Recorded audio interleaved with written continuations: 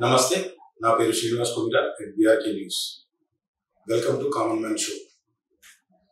ప్రభుత్వాలు ఎందుకు గందరగోళానికి గురవుతున్నాయి, కన్ఫ్యూజన్లో ఉన్నాయి అంటే ప్రతిదీ అంటే ప్రస్తుతం ఎడ్యుకేషన్ తీసుకోండి, హెల్త్ తీసుకోండి, ఇంకా ఏదైనా ఇలా తీసుకుంటే వ్యవసాయ రంగానికి సంబంధించి కానీ ప్రతి దానికి ఒక పాలసీ డిజైన్ చేయబడి ఉంటుంది. మరి అవన్నీ డిజైన్ చేసి కూడా దాన్ని ఆచరణలో పెడితే ఎందుకని ఫలితాలు సాధించలేకపోతుంది. మరి ఇలాంటి పాలసీలు చేయడానికి బయట కూడా చాలా సంస్థలు, ఎఫ్డిఆర్ కావచ్చు, ఏడిఆర్ కావచ్చు, సిసిఎస్ కావచ్చు, అన్ని అంటే వీటన్నిటి కూడా థింక్ ట్యాంక్స్ అంటారు.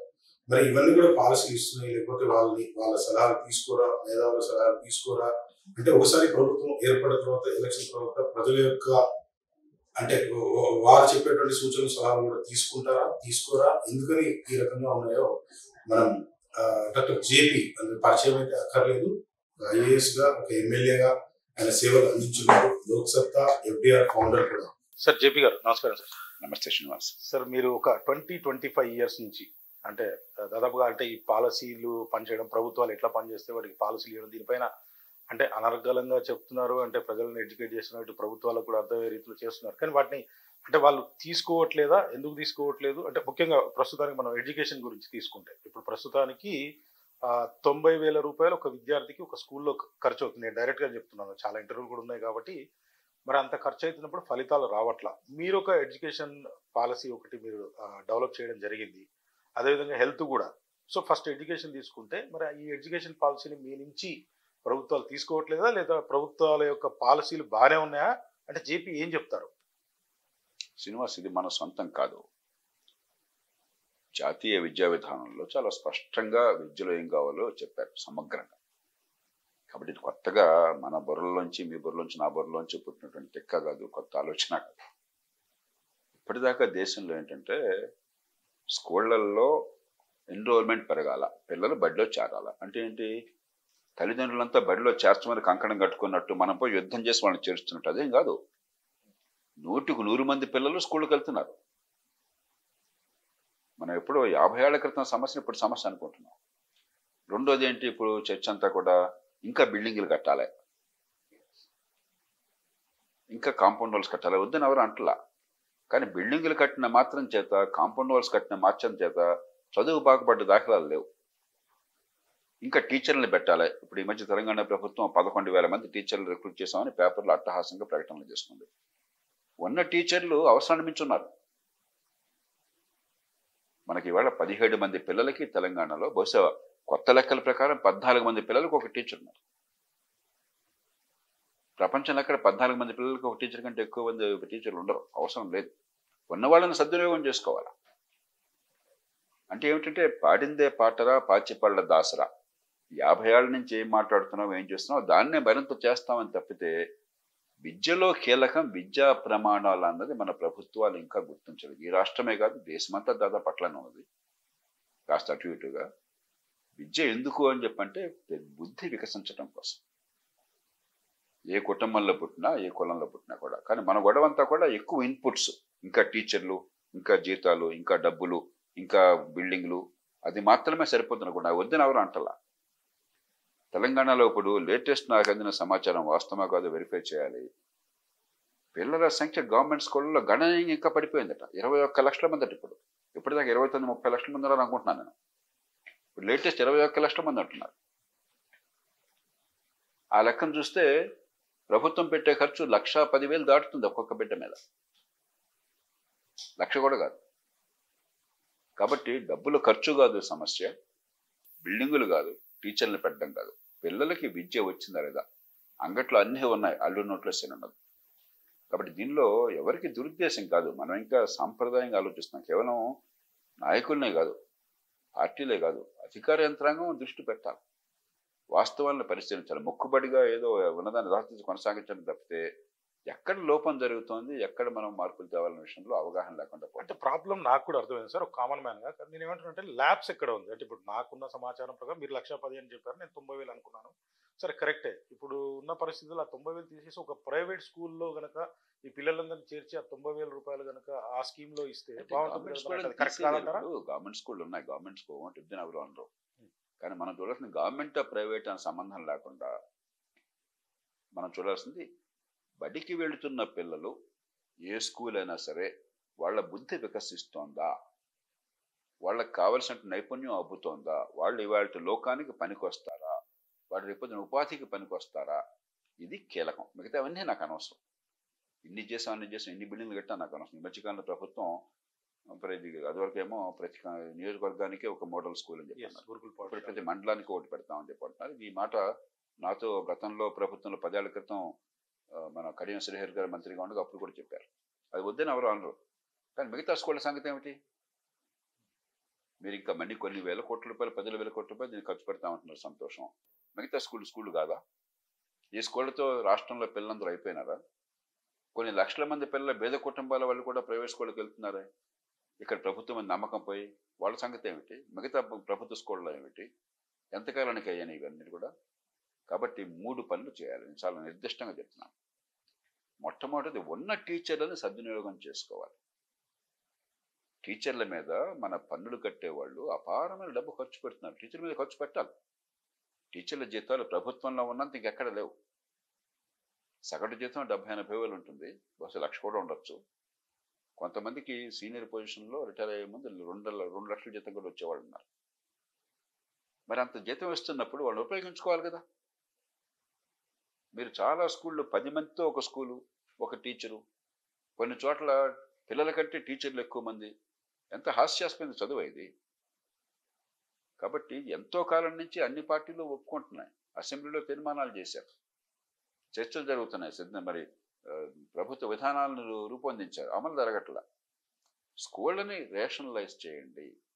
ఒక ప్రైమరీ స్కూల్ అంటే ఉన్న టీచర్లందరినీ సద్వినియోగం చేసుకుని అక్కడ మౌలిక సదుపాయాలు చిన్న చిన్నవి కట్టించి కనీసం 5 క్లాసులు ఉండాలి, కనీసం 60-70 మంది 100 మంది పిల్లలు ఉండాలి. ప్రైమరీ స్కూల్లో 100 ఉండాలి. మా రోజుల్లో మా స్కూల్లో 100 మంది పిల్లలు ఉన్నారు. ప్రైమరీ స్కూల్ 150 మంది పిల్లలు ఉన్నారు. ఇవాళ ఇన్నేళ్ళు పోయిన తర్వాత మీరు ఆ మాత్రం చేయలేకపోతే ఎందుకు? అది హై స్కూల్ అంటే కనీసం 300-400 మంది ఉండాలి. అక్కడ తగిన టీచర్లు ఉండాలి. ఆ టీచర్ని ఉపయోగించుకోవాలి. అలా చేసుకుంటే మీకు 17 మందికి ఒక టీచర్ ఉన్నప్పుడు, లేకపోతే 14-15 మందికి ఒక టీచర్ ఉన్నప్పుడు టీచర్ల కొరత ఎక్కడుంది అసలు? మనం టీచర్లు ఉద్యోగాల కార్యక్రమం అనుకుంటున్నాం. విద్య అంటే పిల్లలకి విద్య అందే కార్యక్రమం అనుకోవట్లా, టీచర్లకు ఉద్యోగాలు ఇచ్చే కార్యక్రమం అనుకున్నారు. తెలంగాణ వస్తే teacher recruitment, job calendar. Andhra Pradesh పోతే మెగా డిఎస్సి. ఇది పరిపాలన అంటే అందుకే కదా సార్, నేను ఆ స్కూల్స్ తీసేసి ఆ డబ్బులు ఏదో 45,000 ఇచ్చినా కానీ సాధ్యం కాదు. ప్రైవేట్ స్కూళ్ళలో పాఠాలు బాగా చెప్తారు, ఫలితాలు బాగా వస్తాయి నాకు అనిపిస్తుంది. అది కరెక్ట్ కాదు. ప్రతి తల్లిదండ్రుల ఆలోచన కూడా దానికి బదులు ఏంటంటే పరిష్కారం, తల్లిదండ్రులకి మీరు గవర్నమెంట్ స్కూల్కైనా పంపించవచ్చు, ప్రైవేట్ స్కూల్కైనా పంపించవచ్చు. కానీ ప్రైవేట్ స్కూల్ అయినట్టయితే, పేద కుటుంబాలు అయినట్టయితే ఒక పరిమితి లోపల, 1,00,000 రూపాయల ఫీజు గవర్నమెంట్ కట్టలేదు. ఇప్పుడు ఇక్కడ పెడుతున్నారు కాబట్టి అక్కడ పెట్టమంటే సాధ్యం కాదు. పన్నులు కట్టేవాళ్ళు ఎక్కడ కడతారు? మీరు నేను పన్నులు కట్టాలి. ఎక్కడి నుంచి వస్తారు డబ్బులు? ఇప్పటికే గవర్నమెంట్ దివాలా స్థితి పరిస్థితిలో ఉంది. కాబట్టి ఒక పరిమితి లోపల, ఒక 15,000 20,000 ఫీజు లోపల స్కూలు ప్రమాణాలు బాగుంటే దాన్ని నిర్ధారించేటువంటి యంత్రాంగం కావాలి. దీనిలో చాలా ఇఫ్లు ఉన్నాయి. అవన్నీ జరిగితే అప్పుడు గవర్నమెంట్ ప్రైవేట్ తేడా లేకుండా పేదల మీద భారం తొలగించవచ్చు. అంతేగాని గవర్నమెంట్ స్కూల్ నుంచి వదిలేసి ప్రైవేట్ స్కూల్కి వెళ్ళమని చెప్పడం ధర్మం కాదు, సాధ్యము కాదు. ఉన్న యంత్రాంగాన్ని ఏం చేస్తారు మీరు? కానీ అన్నిటికంటే కీలకం ఏంటంటే విద్య ఎందుకోసం? పిల్లల మేధస్సు వికసించడం కోసం. మేధస్సు వికసించడానికి ఉదాహరణ ఏంటి? దానికి రుజువు ఏంటి? ఊరికే 10వ క్లాస్ పాస్ అయినాడు, 90% మార్కులు వచ్చినాడు, మేధస్సు వికసించిందా? దొంగ మార్కులు, దొంగ పరీక్షల్లో కాపీ కొట్టి బట్టి పడితే ఏం ఉపయోగం? అది మళ్ళీ ప్రభుత్వం లెక్కలు చెప్తున్నాయి ఏమని? 96% పాసు. ఆ తరగతి తగినటువంటి పరిజ్ఞానం ఎంతమందికి ఉందని ప్రభుత్వమే సర్వేలు చేస్తే 10%కు ఉంది. మరి మిగతా 86% ఏం చేస్తున్నారు? అంటే ఈ టీచర్లు కూడా క్వాలిఫైడ్ టీచర్లు ఉంటారు, ఎగ్జామ్. అందుకని అవన్నీ ఉన్నాయి. కాబట్టి నేను కోరేది ఏంటంటే, మనకు అంగట్లో అన్నీ ఉన్నాయని చెప్పాను నేను. ప్రభుత్వం ఖర్చు పెడుతోంది, మంచి టీచర్లు ఉన్నారు, మరి ఎంత బోళ్ళంత మౌలిక సదుపాయాలు కల్పిస్తున్నాం, తల్లిదండ్రులు తపన పడుతున్నారు, తల్లిదండ్రులు జేబులో ఖర్చు పెట్టి ప్రైవేట్ స్కూళ్ళకి పంపిస్తున్నారు, విద్యను సమాజం గౌరవిస్తోంది, పత్రికల్లో బోళ్ళు ప్రచారం వస్తుంది, పిల్లలు బాగా కనుక మంచి నిర్మాణాలు సాధిస్తే అన్నీ ఉన్నాయి, కానీ చదువు రావట్లా. అంటే ఇట్లాంటి నేనేమంటున్నా, కాబట్టి ఒక చిన్న మార్పు, మిగతావన్నీ మీరు కావాల్సిన చేసుకోండి. ప్రభుత్వాన్ని రేవంత్ రెడ్డి గారు కావచ్చు, చంద్రబాబు గారు కావచ్చు, మరొకరు కావచ్చు, మేము చేస్తామంటే కాదని మనం ఎందుకు అంటాం? ఎంత అయితే అంత చేయండి. కానీ ఒక చిన్న మార్పు, పరీక్షల పద్ధతిని మార్చండి. పరీక్షల్లో బట్టి పట్టేదాన్ని పరిశీలించడం కాకుండా, కాపీ కొట్టేదానికి ఫలితాలు వచ్చే పరీక్షలు కాకుండా, మనకి ఇవాళ ఖచ్చితంగా ఈ 2 ఉన్నాయి. మన పరీక్షలు అంటే అయితే బట్టి పడితే లేకపోతే కాపీ కొడితే మీకు ఫస్ట్ క్లాస్ గ్యారంటీ, 95% మార్కులు గ్యారంటీ. ఎందుకు పనికిరానటువంటి చెత్త చదువు పెట్టి పిల్లల బతుకులు నాశనం చేస్తారు. అంటే పరీక్షలు ఉండాలంటారా వద్దంటారా? పరీక్షలు ఉండాలి, ఖచ్చితంగా ఉండాలి, అన్ని స్థాయిల్లో ఉండాలి. క్రమక్రమంగా ప్రతి స్థాయిలో ఇప్పుడు 6వ తరగతి అక్కడ మొదలెట్టిన పరీక్షలు క్రమక్రమంగా విస్తరించండి. నెక్స్ట్ ఇయర్ 7వ తరగతి కూడా పెట్టండి, తర్వాత 8వ తరగతి పెట్టండి. కానీ పరీక్షలు ఖచ్చితంగా ఉండాలి. కానీ ఎలాంటి పరీక్షలు ఉండాలి? బట్టి పట్టేవి, కాపీ కట్టేవి కాదు. పిల్లలు ఏ మేరకు అర్థం చేసుకున్నారు, అర్థం చేసుకున్న దానికి ఏ మేరకు ఉపయోగించారు. అంటే మన రాష్ట్రాలు నేషనల్ ఎడ్యుకేషన్ పాలసీని ఫాలో అవుతున్నాయంటారా? కావట్లా.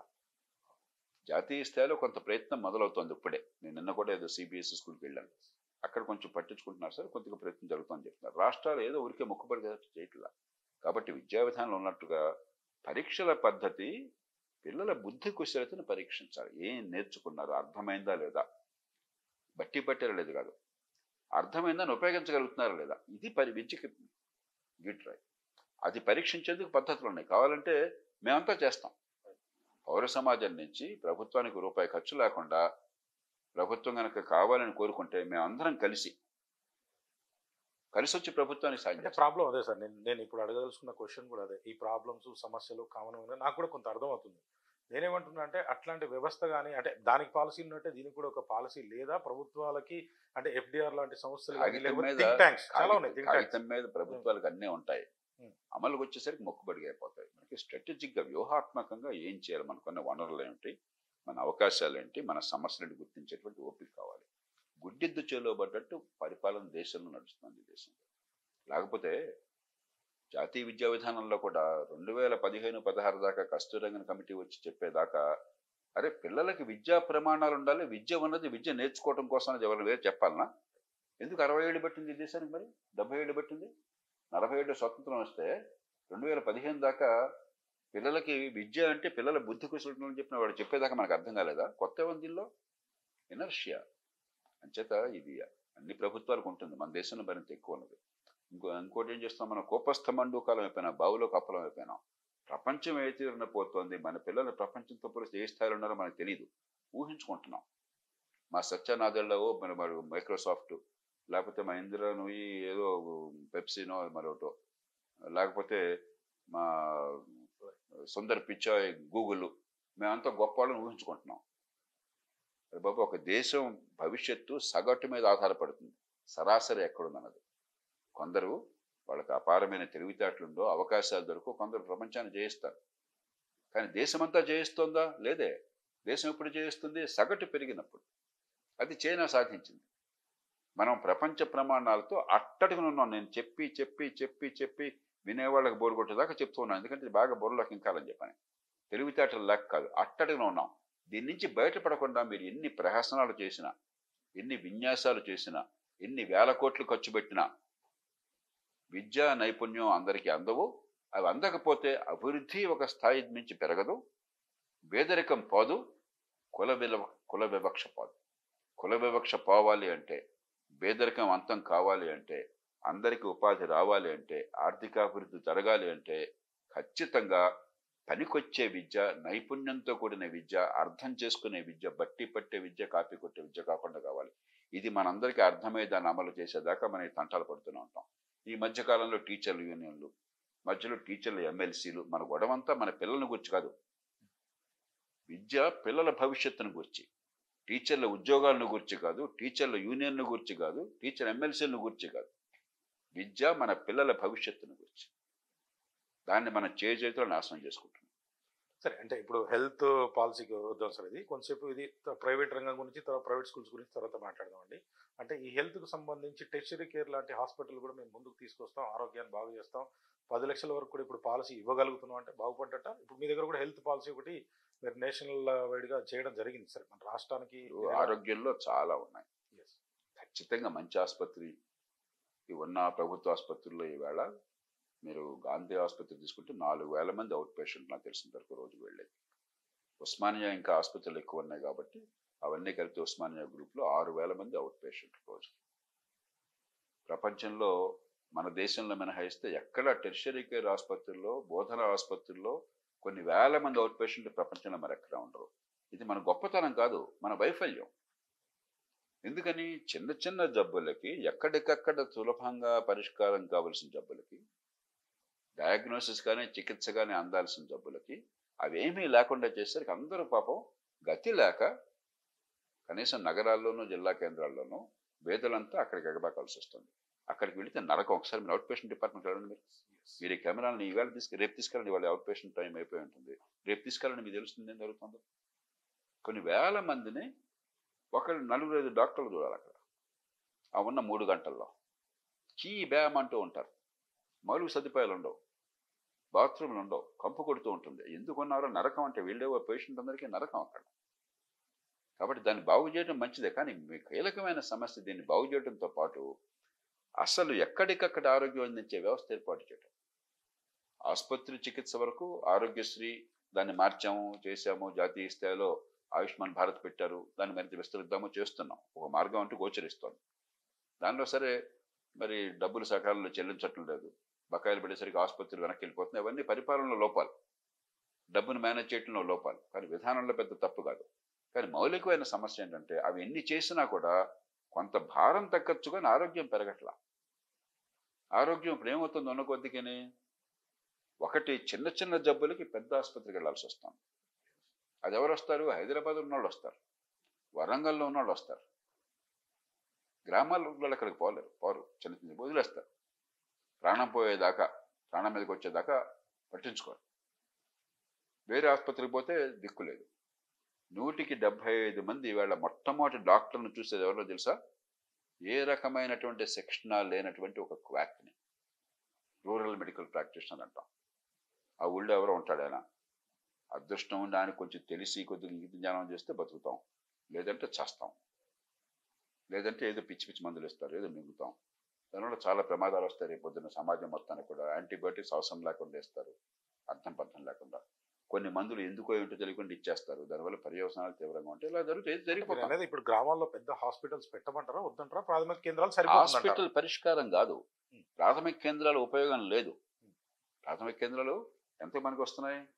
మీరు అక్కడ వ్యాక్సిన్లే పనిచేస్తున్నాయి, కోల్డ్ చైన్ బ్రహ్మాండంగా మెయింటైన్ చేస్తున్నారు, ఫ్యామిలీ ప్లానింగ్కి పనికి వస్తాయి. మీరు సరిగ్గా చేయాలి కానీ చేయటం లేదు, పారిశుధ్యానికి పనికి వస్తాయి, న్యూట్రిషన్కి పనికి వస్తాయి. అలాగే గర్భస్థ మహిళలకు కానీ పిల్లలకు కానీ కొన్ని సేవలు అందించడం పనికి వస్తాయి. కానీ మౌలికంగా ఆరోగ్యాన్ని అందించడానికి పనికి అయిపోయింది. ఎక్కడో ఒకళ్ళిద్దరు చోట్ల తప్ప దానివల్ల ఉపయోగం లేదు. కొంచెం కొత్త నమూనా తీసుకురావాలి. ఆరోగ్యశ్రీలో ఏం చేశాము? ఆరోగ్యశ్రీలో అరే బాబా నీకు జబ్బు చేస్తే ఫలానా జబ్బు అయినట్టయితే నీ ఇష్టం వచ్చిన ఆసుపత్రి కొన్ని లిస్ట్ ఉంది, గవర్నమెంట్ కానీ ప్రైవేట్ కానీ ఇష్టం వచ్చిన చోటుకి వెళ్ళు, బిల్లు మేము పే చేస్తామన్నారు. అంటే ఏమవుతుంది? పేషెంట్ ఎంచుకుంటున్నాడు ఎక్కడికి పోవాలి. మీరు నాకు తెలియకపోతే శ్రీనివాస్ గారు మంచి డాక్టర్ ఎవరండి, నాకు ఫలానా జబ్బు అంటారు, ఫలానా ఆసుపత్రి బాగుందని చెప్తారు. కాబట్టి ఆ రెప్యుటేషన్ బట్టి పేషెంట్ ఎంచుకుంటున్నాడు. ఆసుపత్రుల మధ్య పోటీ ఉంటుంది, ఆ పేషెంట్లు వస్తేనే డబ్బులు వస్తాయి వాడు. ఈ రెండు కీలకం. మన దేశంలో మనం ఉన్న పరిస్థితుల్లో మన ప్రభుత్వ యంత్రాంగానికి జీతాలు ఇచ్చాం కాబట్టి పనిచేస్తారని ఇంకా నమ్మితే ఎవరన్నా మనం మోసం చేసుకుంటే లెక్క కదా. అలా జరిగేటది ఇప్పటిదాకా ఎందుకు అందలేదు? విద్య ఆరోగ్యం ఈ దేశంలో జీతాలు ఇస్తున్నాం, డబ్బులు ఖర్చు పెడుతున్నాం, అందాలి కదా, అంతా బ్రహ్మాండంగా సేవలు అందాలి, అంతున్నాయా? లేవు. మనం గుర్తిద్దాం సమస్య ఏంటో. కాబట్టి నాకు ఎంచుకునే స్వేచ్ఛ ఉన్నట్టయితే, సేవలు అందించే వాళ్ళ మధ్య పోటీ ఉన్నట్టయితే మార్కెట్లో లాగా. మార్కెట్లో మనం ఏం కొన్నా కూడా ఇష్టం వచ్చిన చోటుకి వెళ్ళి కొనుక్కుంటున్నాం, మనం ఇష్టం వచ్చిన కంపెనీ వస్తువు కొనుక్కుంటున్నాం. కాబట్టి ఉత్పత్తి చేసే వాళ్ళ మధ్య పోటీ ఉన్నది, కొనుక్కునే వాళ్ళకి స్వేచ్ఛ ఉన్నది ఎక్కడికి వెళ్ళాలో. అది ఉంటే ఏమవుతుంది? మనం కావాలి, మన డబ్బులు కావాలి, మన మార్కెట్ కావాలి, కాబట్టి వాడు సరిగ్గా అందిస్తాడు. అంటే కొంత యూకే మోడల్ అడాప్ట్ చేసుకోవాలంటారా? యూకే కూడా కాదు, యూకే కూడా ఇంకా మొనోపలీ ఉంది. కాబట్టి ఇప్పుడు చేయాల్సింది ఏంటంటే ఎక్కడికైనా వీళ్ళు స్వేచ్ఛ ఉండి ప్రైవేటు గవర్నమెంట్ తేడా లేకుండా డాక్టర్ని ఒక చోట పెట్టామనుకోండి. ఒక చిన్న పట్టణం తీసుకోండి, ఉదాహరణకి హుస్నాబాద్ అనుకుందాం, ఒక మండల కేంద్రం పేరు చెప్తున్నాం. లేకపోతే వికారాబాద్ అనుకుందాం, వికారాబాద్ జిల్లా కేంద్రం, ఇంకొక మండలం తీసుకుందాం, ఒక చిన్న పట్టణం, ఒక 20-30-40 జనాభా పట్టణం తీసుకుందాం.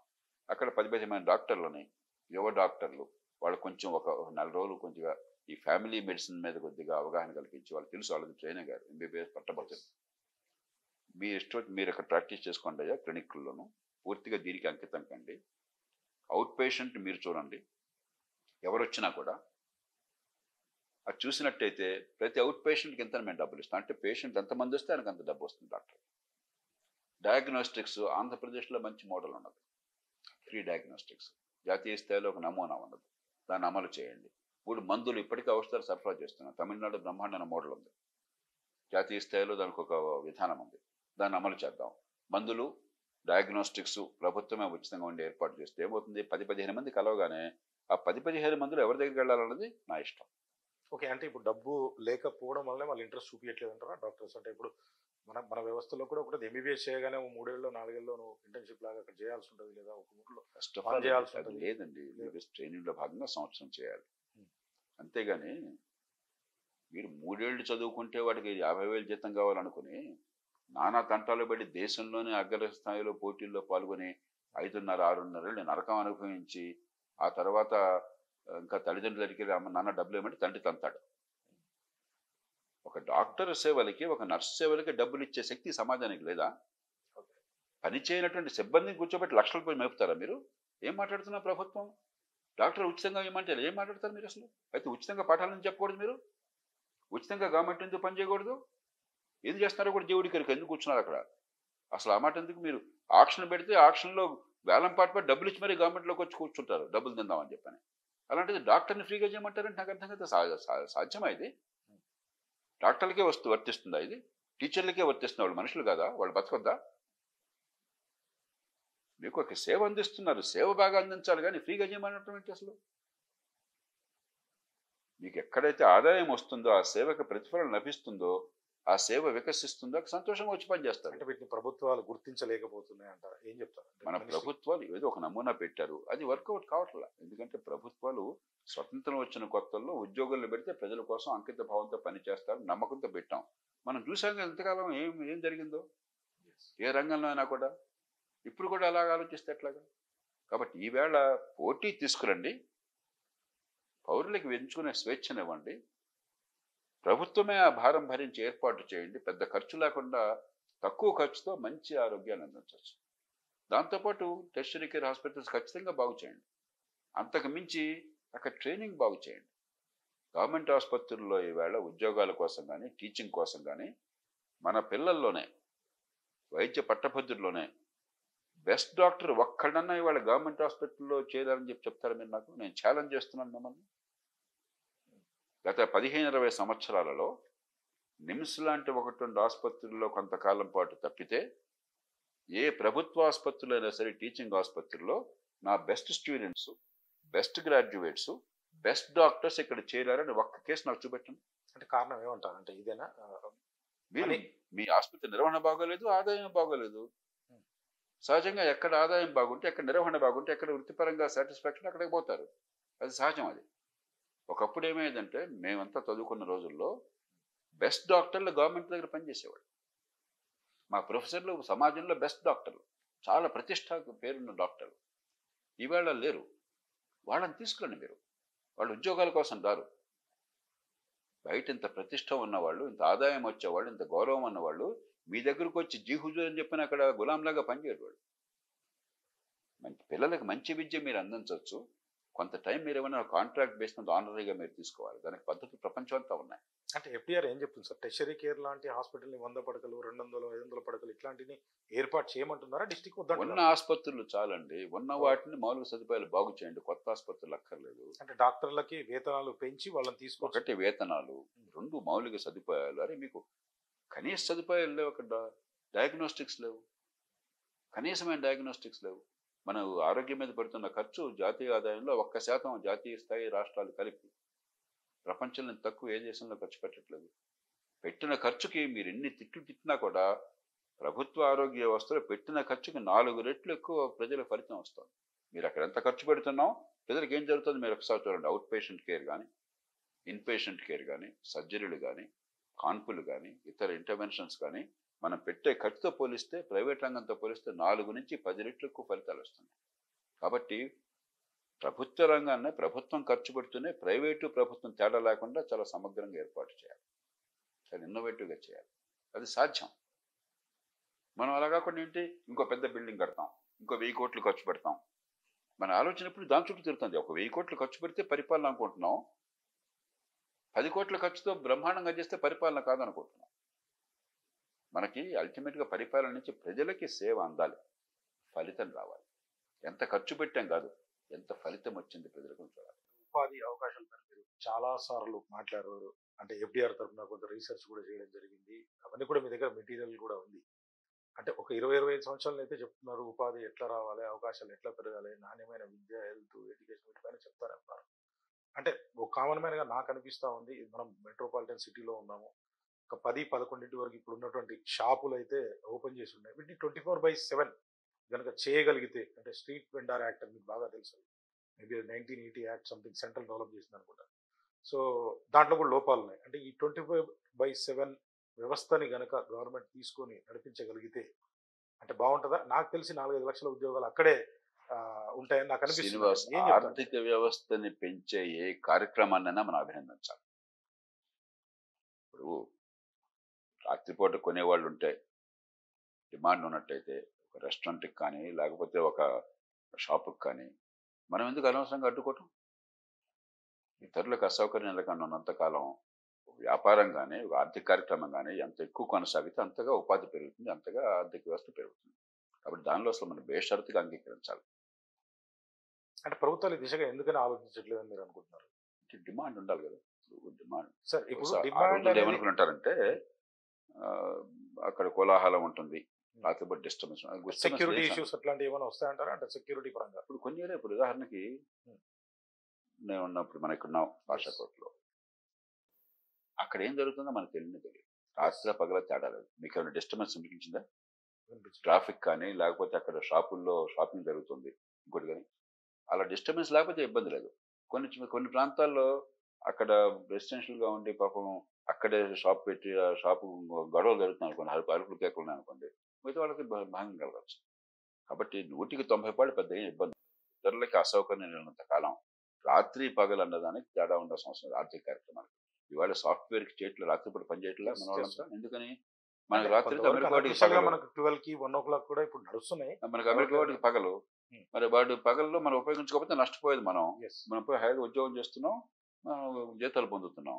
అంచేత రాత్రి పగలు అనేది మనకి మన సౌలభ్యం కోసం తప్ప, ఎక్కడ ఆర్థికంగా మన పనికి డిమాండ్ ఉంటే, ఎక్కడ 4 రాళ్ళు సంపాదించుకునే అవకాశం ఉంటే, చట్టబద్ధంగా ఇతరులకు అన్యాయం చేయకుండా దాన్ని ప్రభుత్వం పూర్తిగా ప్రోత్సహించాలి తప్ప అడ్డు పెట్టకూడదు. అంటే మీరు అన్నట్టు పనికి డిమాండ్ అంటే సార్ అట్లా కాదు, ప్రభుత్వాలు ఉన్నాయి ఉద్యోగాలు ఇవ్వడానికి కాదు, కానీ సోర్స్ని క్రియేట్ చేయడానికి దీనికి డిమాండ్ ఏం రాదు సార్. 24/7 కనుక షాప్ ఓపెన్ చేసుకుంటే నేను పోయి ఇంకొకరు పోయి పని డిమాండ్ చేసుకుంటే అనేది 24 గంటలు. ఇప్పుడు నేను షాప్ ఓపెన్ చేశాను, కొనేవాడు ఎవరు లేదు, ఎందుకు ఓపెన్ చేసి ఉంచుతాను, మూసేస్తాను.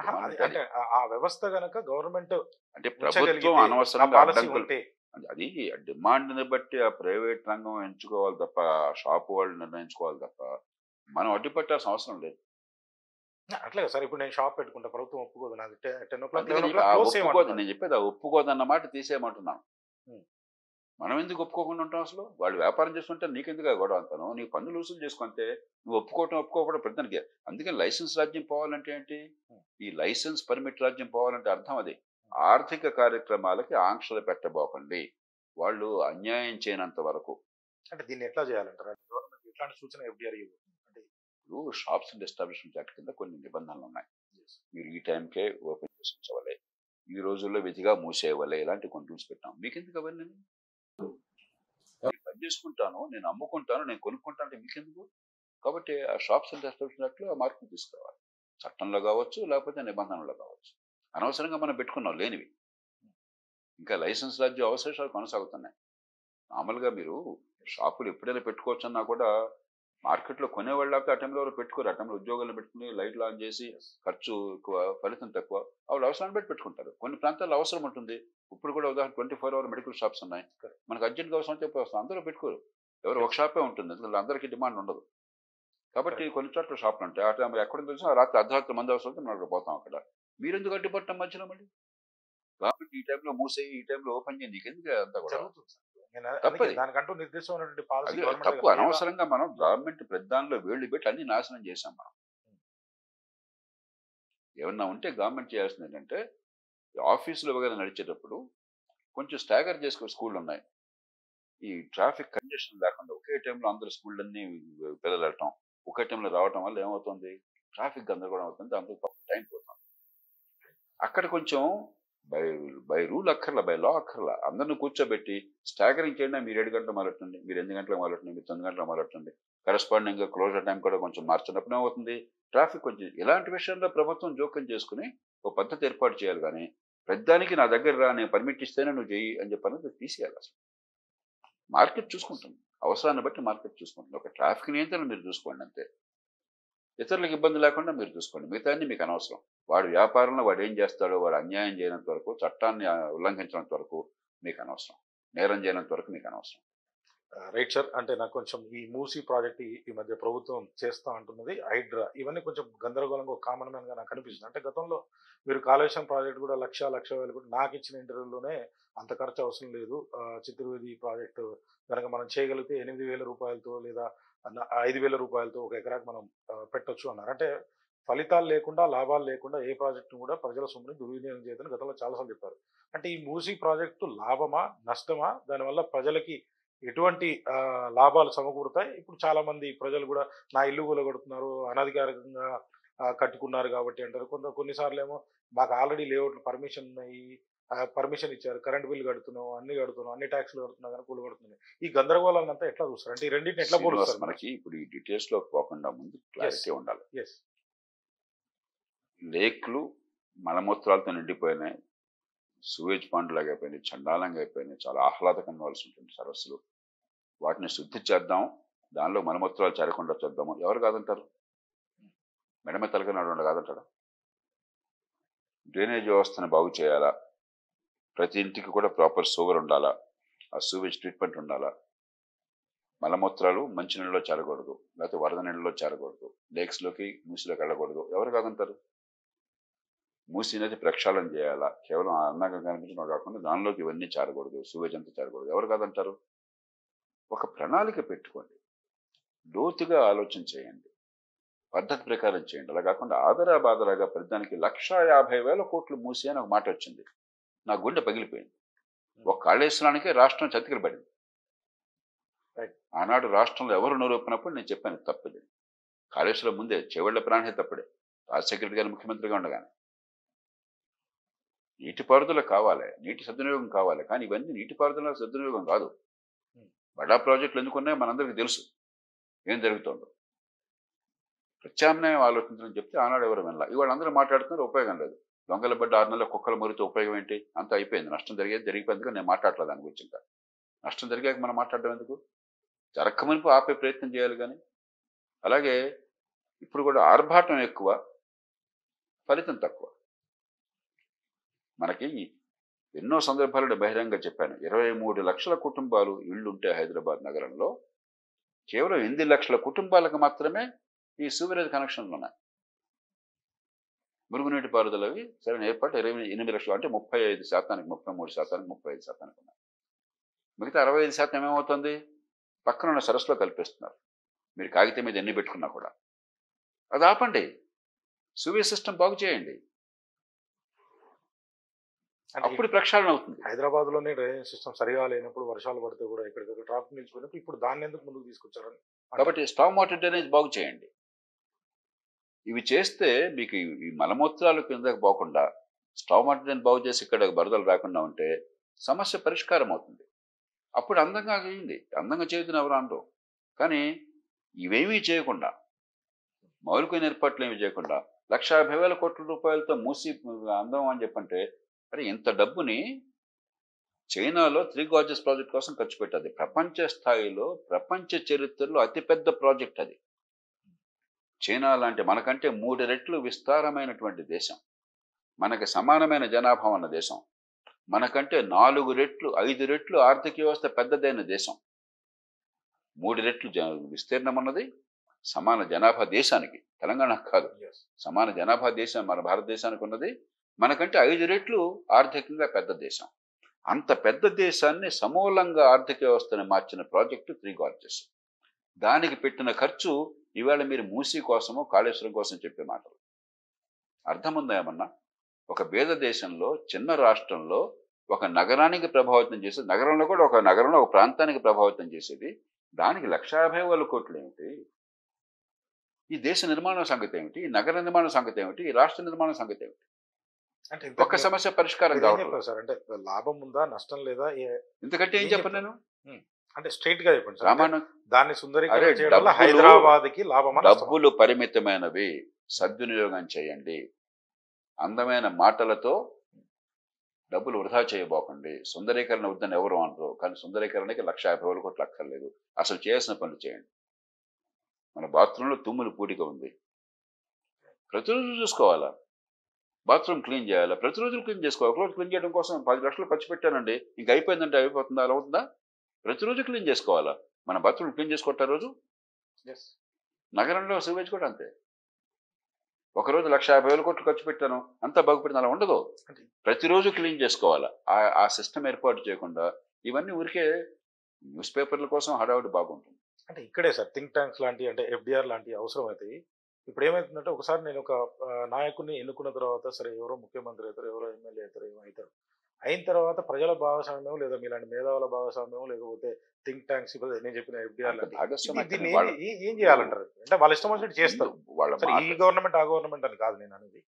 ముందు అర్థం చేసుకోవాల్సింది, ప్రభుత్వాలు రాచరికాలు కాదు.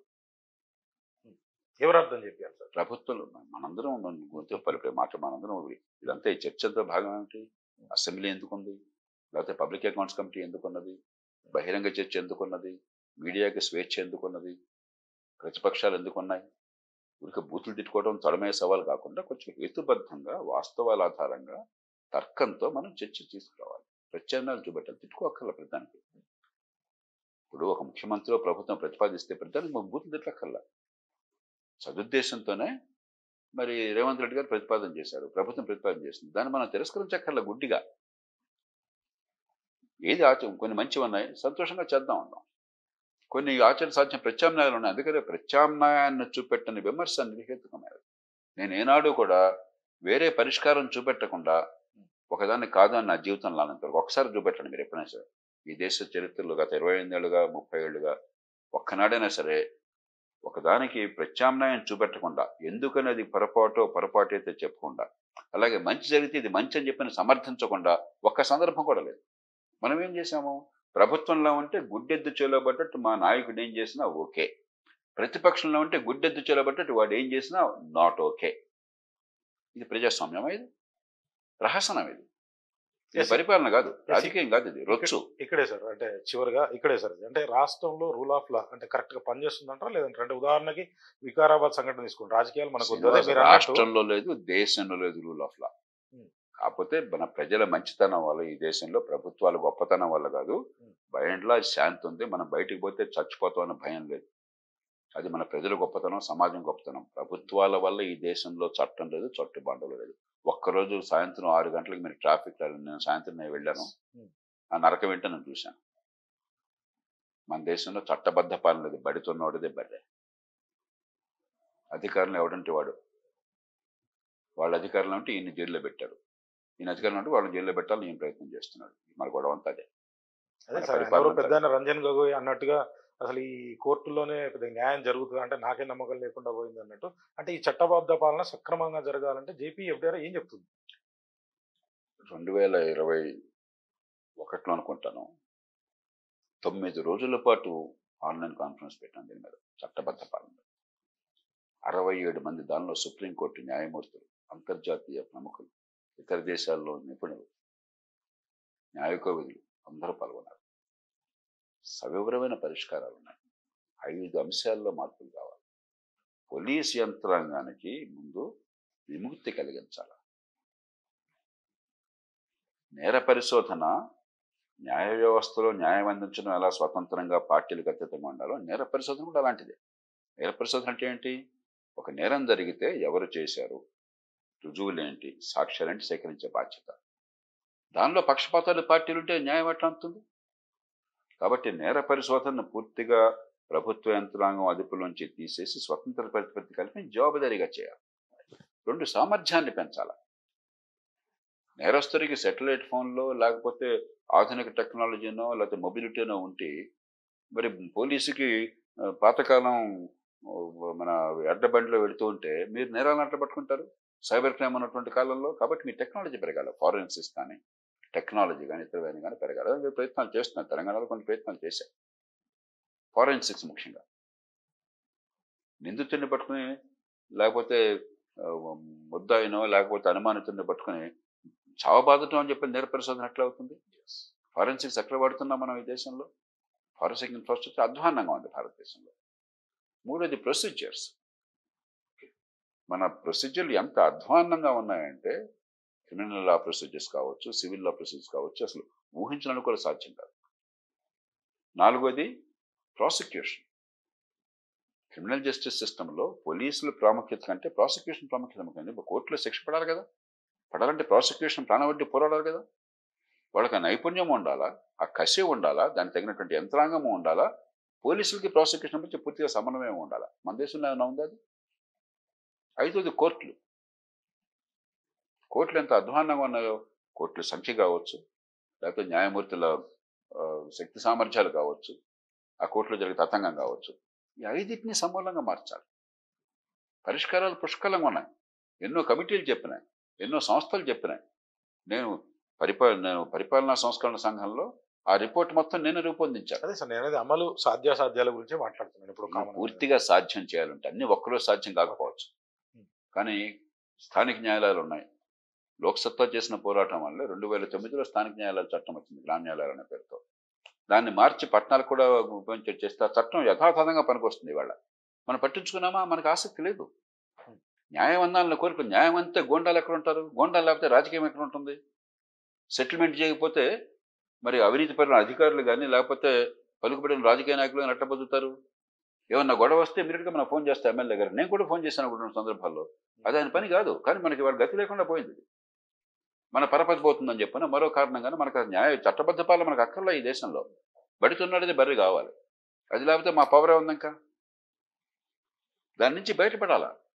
అది వికృతమైనటువంటి ఫెడరల్ రాజ్యం. అది ఈవేళ అందరినీ సమానంగా చూసి చట్టం ముందు చట్టం అందరికీ సమానంగా వర్తించి కోర్టుల్లో సకాలంలో సమర్థంగా అధిక ఖర్చు లేకుండా తేలిగ్గా న్యాయమవుతుందని విశ్వాసం కలిగే వ్యవస్థ కావాలి. అది ఉందా? ఏ ఒక్కళ్ళకైనా భారతదేశం, మీరు ప్రధానమంత్రిగా ఉద్యోగం చేసినా కూడా గతంలో నేను కోర్టుకి వెళ్తే నాకు సకాలంలో సమర్థంగా ఇబ్బంది లేకుండా న్యాయమూర్తిని ఒక్కళ్ళు గుణమే చేసి చెప్పగలరా ఈ దేశంలో? చెప్పమని చూద్దాం. సుప్రీంకోర్టు న్యాయమూర్తిని చెప్పమని చూద్దాం.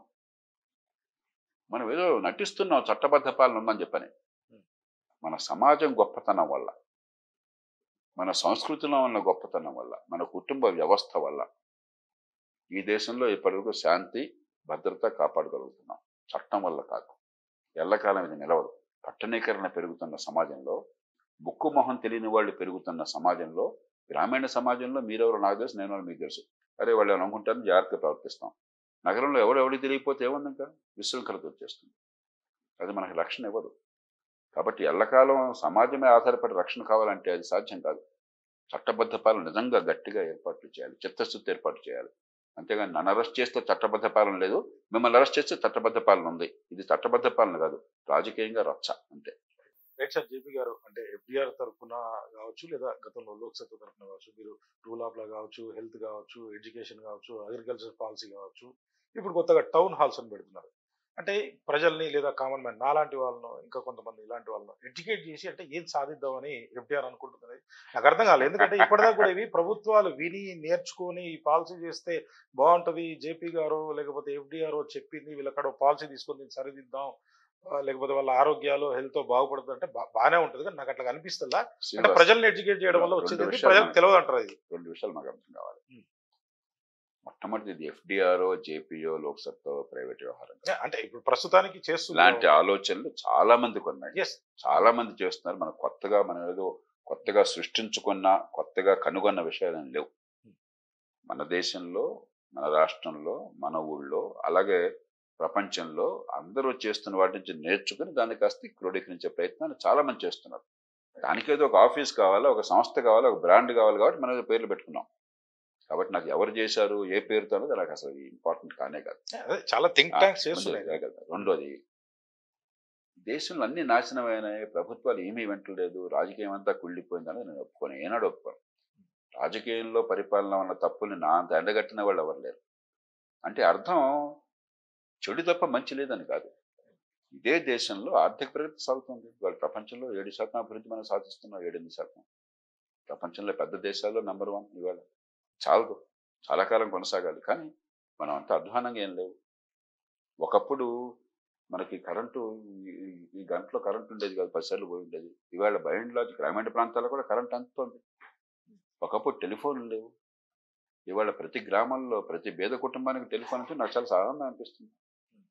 డిజిటల్ టెక్నాలజీ, ఇంటర్నెట్ అందరికీ అందుబాటులో ఉంది. ఇవాళ టీవీ అనేది, నేను గవర్నమెంట్లో చేరిన కొత్తల్లో టీవీ చూడాలని చెప్పంటే, ఏషియాడ్ ఫైనల్స్ చూడాలని చెప్పంటే మేమంతా విశాఖపట్నం నుంచి కాకినాడ తరలి వెళ్ళాం. కాకినాడలో టీవీ ఉండేది, ఎందుకంటే అక్కడ కాకినాడ ఎంపీ గారు మంత్రిగా ఉండేవాడు, ఆ టీవీలు చూసే మంత్రి ఆయన. అందుకని చెప్పని కాకినాడలో మాత్రం టీవీ పెట్టారు. లేకపోతే హైదరాబాద్లో ఉండేది, మహానగరాల్లో ఉండేది, ఉన్న ఒక్క ఛానల్ అయినా కూడా. ఇవాళ టీవీ అందరికీ అందుబాటులో ఉంది, ఆదాయాలు పెరుగుతున్నాయి. కాబట్టి అసలు ఏమీ జరగదు అనుకుంటే పొరపాటు. ఇంకా జరగాల్సింది చాలా ఉంది. మనందరం చేసే ఉమ్మడి పోరాటం, రాజకీయ పార్టీలు కావచ్చు, చట్టసభలు కావచ్చు, ప్రభుత్వాలు కావచ్చు, అధికార యంత్రాంగం కావచ్చు, బయట నుంచి పౌరులు, పౌర సమాజం కావచ్చు, పత్రికలు కావచ్చు, మనం చేస్తున్న చర్చ వల్ల ఫలితాలు వస్తున్నాయి. కాబట్టి ఇంకా చాలా రావచ్చు. కొన్ని మౌలికమైన రంగాల్లో వెనకబడుతున్నాం, ముఖ్యంగా విద్య, ఆరోగ్యం కానీ, చట్టబద్ధ పాలన కానీ. కళ్ళెదురు కనిపిస్తే కూడా మనం అంతా నేను చూడను, నేను వినను, నేను నేర్చుకోను, ఇట్లా కొనసాగిస్తాను మూర్ఖత్వంలో ఉన్నాం. కాబట్టి దేశం నష్టపోతుందని గుర్తు చేసే ప్రయత్నం చేస్తున్నాం. కానీ మిగతా ఎన్నో రంగాల్లో బ్రహ్మాండంగా చేస్తున్నారు. బాగా చేస్తున్నట్టు మనం నోరు పెట్టేందుకు మాట్లాడలేదు. కాబట్టి అంతా చెడుగా ఉందన్నది పొరపాటు, వాస్తవం కాదు. హైదరాబాద్ నగరం ఎంత అభివృద్ధి చెందింది గత 30 ఏళ్లలో. ఎంత గర్వపడాలి మనం. ఇది బాగుందా? పూర్తిగా లేదు. ఇందాక చెప్పాను, ఇక్కడ సివరేజ్ లేకపోతే ఏమవుతుందో, ట్రాఫిక్ ఎలా ఉందో నేనే చెప్పాను. మరి అలాగని హైదరాబాద్ నగరంలో ఆర్థిక అభివృద్ధి జరగలేదా? మరుగు సదుపాయాలు రాలేదా? సంపద పెరగట్లేదా? ఉపాధి కల్పన జరగట్లేదా? పొరపాటు. చేత మనకి ఆ నమ్మకం ఉండాలి, ఆశావాదం ఉండాలి. అంతా నాశనమైందనే వాదన నేను ఇప్పుడు ఏనాడు ఒప్పుకోను. ఇవాళ కాదు, ఏనాడు నేను దాన్ని ఒప్పుకోలే, తిరస్కరిస్తాను. అయితే చాలా చేయాల్సింది ఉంది. మన కళ్ళెదురుగా ఉండి, మన వనరులతో సాధ్యమై ఉండి, అది చేయకపోతే మూర్ఖులం అవుతాం, నష్టపోతున్నాం అని గుర్తు చేసే బాధ్యత ఉంది. ఖచ్చితంగా కొన్ని జరుగుతాయి, కొన్ని ఆలస్యం అవుతాయి. అంటే చివరిగా ఒకటి చెప్పండి సార్. అంటే 50,000 కోట్ల పథకాలకి ఇప్పుడు ప్రభుత్వం కావచ్చు, గత ప్రభుత్వం కావచ్చు, అందరూ హామీలు ఇచ్చారు. అసలు సగటు మనిషి ఏమిస్తే బాగుంటాడు? సరే, వాళ్ళ పదవుల కోసమో, వాళ్ళ ప్రభుత్వాల కోసమో, వాళ్ళ కోసమో వాళ్ళు అవన్నీ పెట్టారు. అవి కాకుండా సగటు మనిషికి ఏమిస్తే హ్యాపీగా ఉంటాడు? అది సరైన ప్రశ్న కాదు. మీరు నాకు 10 కోట్లు ఇస్తే హ్యాపీగా ఉంటాను, ఇంకోటి 100 కోట్లు ఇస్తే దానికి అంతం లేదు. ఆశకి హద్దు లేదు. మనం చూడాల్సింది ఇంకో రకంగా చూడాలి. ఒకటి, ప్రభుత్వం ఎందుకుంది, ప్రభుత్వం ఏం చేయాలి. 2, ప్రభుత్వం చేయాల్సిన పనులు చేసి నా బతుకుని బాగు చేసే అవకాశాన్ని ఇచ్చేందుకు టైం పడుతుంది. ఈలోగా నాకు కనీసం బతుకు భారం తగ్గించాలంటే ఏం చేయాలి, అలా ఆలోచించాలి. అలా ఆలోచిస్తే ప్రభుత్వం మొట్టమొదటి బాధ్యత ఇందాక అనుకున్నాం, చట్టబద్ధ పాలన, శాంతి భద్రతలు, న్యాయం అందించడం, చట్టబద్ధ పాలన. రెండవ బాధ్యత ఉమ్మడి సదుపాయాలు, మన రోడ్లు, మన విద్యుత్తు, మన పౌర రవాణా వగేరా. మూడవ బాధ్యత జీవితంలో కనీస అవసరాలు, డబ్బులు ఖర్చు పెట్టినా కూడా అందే ఏర్పాటు చేయడం, మంచినీళ్ళు, మురుగునీటి పారుదల, వర్షపు నీటి పారుదల వగేరా, దోమల నివారణ వగేరా. ఈ దోమల కాటు వచ్చి నాకు, మా శ్రీమతికి చికున్ గున్యా వచ్చి 2 నెలల నుంచి బాధపడుతున్నాం. ఏం పాపం చేశాం కాబట్టి? దోమల నివారణ మన ఇంట్లో మాత్రమే సాధ్యం కదా, బయట జరగాలి కదా. ప్రభుత్వాల వైఫల్యం అది మున్సిపాలిటీ స్థాయిలోనా, మరో స్థాయిలోనా, ఏ స్థాయిలోనా ప్రభుత్వం వైఫల్యం. 4ది అయిన తర్వాత మంచి ప్రమాణాల, ముఖ్యంగా పాఠశాల విద్య, జేబుకు భారం లేకుండా మంచి ప్రమాణాలు. ఆ మంచి ప్రమాణాలు కీలకం. మనందరూ ఉచిత విద్య అంటున్నారు. ఉచిత విద్య ఎలాగ ఇస్తున్నారు? విద్య లేనిది ఉచితం ఎంత ఇస్తే ఏంటి, ఇవ్వకపోతే ఏంటి? గుడ్డి కన్ను మూస్తే ఏంటి, తెరిస్తే ఏంటి? విద్య లేనప్పుడు ఉచితమా కాదనే చర్చ ఎందుకు అసలు? నాణ్యమైన విద్య, మంచి ప్రమాణాల విద్య, పనికొచ్చే విద్య, మేధస్సు వికసింపజేసే విద్య. ఆ తర్వాత మంచి ఆరోగ్యం, జేబులో ఖర్చులు నలుగురు, కనీసం పేదలకు. డబ్బున్న వాళ్ళు ఇన్సూరెన్స్ పెట్టుకుంటారు, అభ్యంతరం లేదు. ఇది ప్రభుత్వం చేయాల్సిన పని. ఇవి చేయకుండా ఆర్థిక వ్యవస్థ పెరగదు, పేదరికం పోదు, ప్రజలకు న్యాయం జరగదు. ఆ పైన మీకు ఒప్పుకుంటే ఇవన్నీ చేశాక, ఇవి చేయకుండా కాదు, దీన్ని నాశనం చేసి కాదు, అదనంగా కనుక పన్నులు ఆదాయం ఉంటే, ఈ సమాజం కోరుకుంటే చేతనైన మేరకు సంక్షేమం. కానీ సంక్షేమం పేరుతో అప్పుల పాలు చేసే అధికారం మీకు ఎవడెవలా? మీరు చేయాల్సిన పని పక్కన పెట్టేసి, ఎగరామా పెట్టేసి, సంక్షేమంతో ఓట్లు దండుకుని సమాజాన్ని నాశనం చేసే హక్కును మీకు ఎవడెవలా? ఇవాళ రాజకీయం పేరుతో జరుగుతోంది. సమాజం కోసం మేము చేయాల్సిన పనులు ఏం లేవు, మాకు అనవసరం. ఈ డబ్బులు ఇస్తే పాపం జనం, అమాయక జనం ఓట్లు వేస్తారు. వాళ్ళని ఆకర్షించడం కోసం ఈ పిచ్చి పనులు చేస్తాం. చివరికి ఓట్లు పడేది కూడా లేదు, డామన్ ఓడిపోతారు. ఇంత సంక్షేమాలు ఇచ్చే డామన్ ఓడిపోతున్నారు కదా. కానీ అంగీతం జ్ఞానం ఉండదు. చచ్చేదాకా మేమే ఉంటాం, మేము ఉండాలంటే దేశం నాశనం పర్లేదు, అన్ని ఇట్లా ఫ్రీగా ఇచ్చేస్తుంటాం, మిగతా దోచేసుకుంటాం. ఇదో పరిపాలనగా సాగుతుంది. దీని నుంచి బయటపడాలి. కాబట్టి ప్రజలకు ఏమిస్తే సంతోషం కాదు, ప్రజలకి ఇవన్నీ నేను ఇందాక చెప్పినవన్నీ అందిస్తే అది ప్రజల జీవితం సంతోషం. మిగతాది వాళ్ళ కావాలని వాళ్ళు చూసుకుంటారు, వాళ్ళ కాళ్ళ మీద నిలబడతారు. మహాత్మా గాంధీ చాలా స్పష్టంగా చెప్పారు, నాకు ఎక్కడికి వెళ్ళక్కర్లా, నీకు ఏం చేయాలి, ఒక పని చేయాలా వద్దా అన్న సందేహం కలిగితే మారుమూల పూరి గుడిసెలో ఉన్న భేదవాడిని గురించి ఆలోచించని వాడికి సాయం చేయమల్లా. నువ్వు చేసే పని వల్ల అతడు తన కాళ్ళ మీద తాను నిలబడగలిగితే, అతడికి ఆత్మగౌరవం పెరిగితే, అతడి స్వావలంబన పెరిగితే అది చేయదగ్గది. అతన్ని మరింత పరాధీనుణ్ణి చేస్తే, అతన్ని మరింత బలహీనుణ్ణి చేస్తే అది చేయకూడనిది అన్నాడు. రోజు గాంధీ పేరు చెప్తాం, తెలంగాణలో గాంధీ విగ్రహం కూడా పెద్దది పెడతామన్నది అన్నట్టుగా వార్త విన్నాను నేను. గాంధీ గారి విగ్రహాలు అక్కర్లేదండి, మీరు ఏం పెట్టకపోయినా, మీరు ఆయన్ని దూషించినా గాంధీ గారు మానవ చరిత్రలో చిరస్మరణీయులుగా మిగిలిపోతారు. ఈ దేశం కంటే బయట ఇంకా ప్రపంచం గౌరవిస్తుంది. ఆయన చెప్పిన మాటలు పనికొచ్చే వాటిని కాస్త జెన్యూన్గా మనసులోంచి అమలు చేయండి, డ్రామాలు అక్కర్లేదు. Right sir, thank you sir.